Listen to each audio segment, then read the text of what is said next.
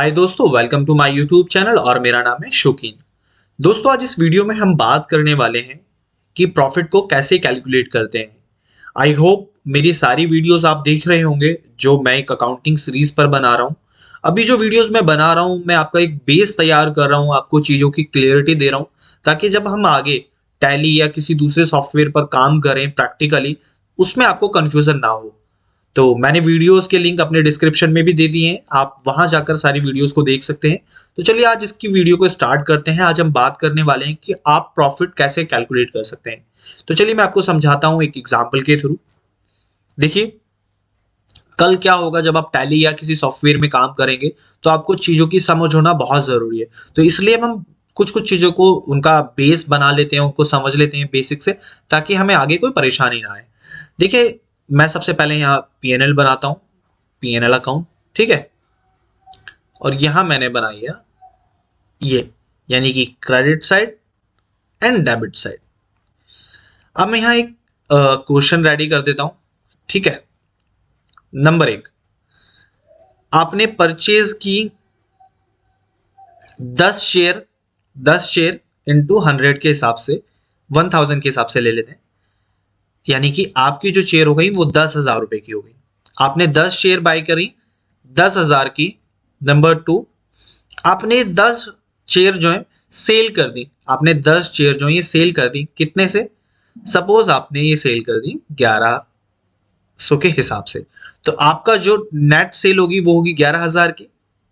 एक और क्वेश्चन ले लेता हूं मैं, ये केस 1 हो गया, केस 1। यहां हम ले लेते हैं केस 2। यहां आपने 10 शेयरें परचेज करी, वही सेम इंटू में 1,000, जो हो गई टोटल 10,000 की।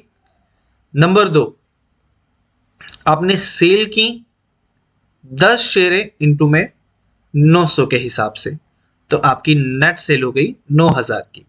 अब हम बात करते हैं कि पीएनएल में इसका इंपैक्ट कैसे पड़ेगा। देखिए, आपने जब सेल करी, परचेज करी 10 शेयर, तो आप यहां लिखेंगे पीएनएल में टू परचेज कितना, 10,000 रुपए। फाइन। अब आप जब सेल कर रहे हैं तो यहां आप लिखेंगे बाय सेल 11,000 रुपए। अब आप इसका टोटल कर देंगे, यह है आपका 11,000, यानी कि आपकी इनकम ज्यादा है एक्सपेंसेस से, तो यहां आपका आ जाएगा प्रॉफिट, जो कि है आपका 1,000 रुपए।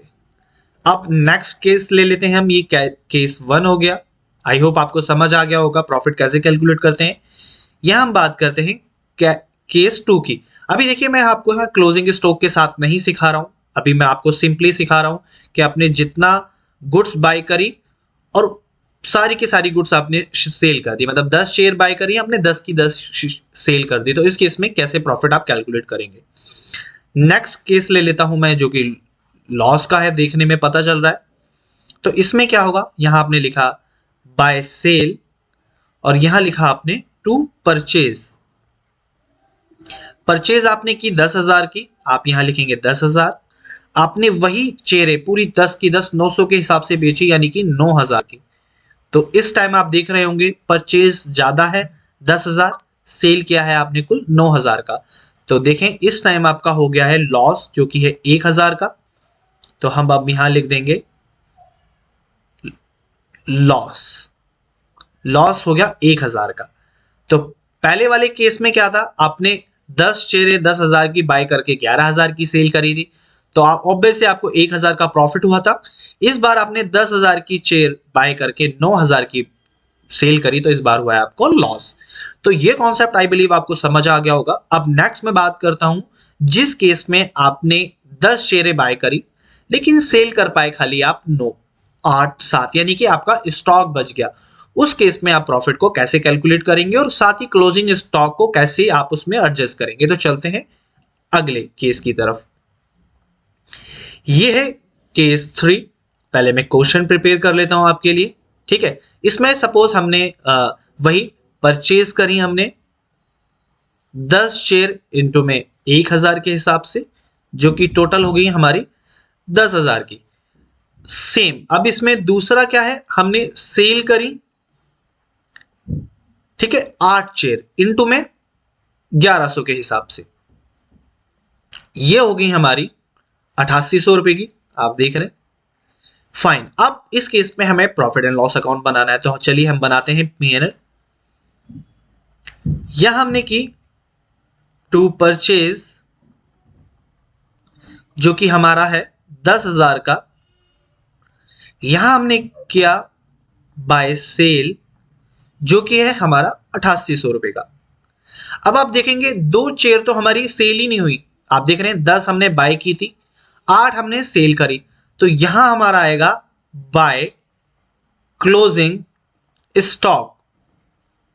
स्टॉक में क्या आएगा, हमारी 2 चेयर बची, 2 मैंने लिखा, इनटू में चेयर की जो वैल्यू है वो परचेज अमाउंट हम देखते हैं कि 1000 रुपए की बाय की थी हमने, तो हम लिख देंगे 1000, तो हमारा क्लोजिंग स्टॉक कितने का बचा है भी, 2000 रुपए का। अब मैं इसको क्लोज करता हूं तो देखेंगे हमारी यहां जो वैल्यू आ रही है 10,800 रुपए की आ रही है। फाइन, अब मैं यहां जाकर देखता हूं यहां 10,800, तो आप देखेंगे हमारे क्रेडिट साइड में आ रहा है 10,800 और डेबिट साइड में आ रहा है कुल 10,000, तो हमारा यहां हो गया प्रॉफिट। प्रॉफिट जो हुआ हमारा वो हुआ 800 रुपए का। सो आपको समझ आ गया होगा, आपको यहां आपका क्लोजिंग स्टॉक बच गया था, तो क्लोजिंग स्टॉक के केस में क्या होता है, जो क्लोजिंग स्टॉक की वैल्यू होती है वो परचेज जो हमने किया हुआ होता है अमाउंट, उसके अकॉर्डिंग हम यहां लेते हैं, ठीक है। इसी तरह से मैं एक केस और आपको समझा देता हूं लॉस का। इसी में देखिए, ले लेते हैं हम केस 4, जिसमें हमने परचेज करी 10 शेयरें इनटू में 1000 रुपए के हिसाब से, जो कि 10,000 हुई हमारी। उसके बाद हमने सेल कर दी इसमें 8 चेयरें इनटू में 900 के हिसाब से, जो कि हमारी होगी 7200 रुपए की।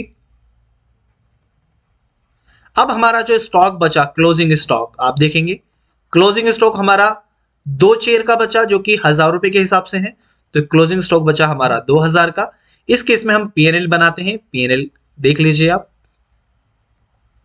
यहां आपकी आएगी बाय सेल, सेल आपने कितने की, 7200 रुपए की, बाय क्लोजिंग स्टॉक जो आपका बचा स्टॉक वो है 2000 का, और आपने जो परचेज की थी टू परचेज वो की थी आपने 10,000 की। तो देखिए आपके डेबिट साइड आ रहा है 10,000 और आपके क्रेडिट साइड आ रहा है, इसको मैं सॉरी 7200 कर देता हूं, ये 7200, क्रेडिट साइड आपका आ रहा है 9,200 रुपए, यानी कि इस बार आपका क्या हो गया, लॉस। लॉस कितने का हुआ, 800 रुपए का आपको लॉस हो गया, तो यहां लिखेंगे लॉस 800 रुपए का।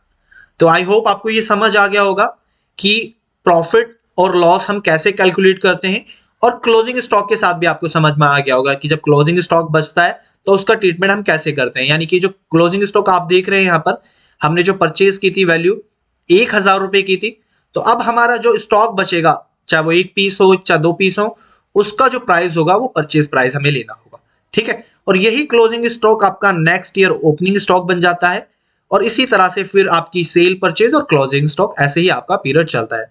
तो आई बिलीव आपको समझ में आ गया होगा कि प्रॉफिट और लॉस को किस तरह से कैलकुलेट किया जाता है। तो चलिए मिलते हैं नेक्स्ट वीडियो में, और आगे हम सभी चीजों को प्रैक्टिकली करेंगे, ताकि जो अभी मैं आपका एक बेस तैयार कर रहा हूं, ये सारी चीजें मैं इसीलिए बता रहा हूं, आपका एक बेस बन जाए, ताकि हम आगे जब चीजों को करने बैठे तो आपको उसकी अच्छे से क्लियरिटी रहे। तो मिलते हैं नेक्स्ट वीडियो में, तब तक के लिए बाय बाय, टेक केयर।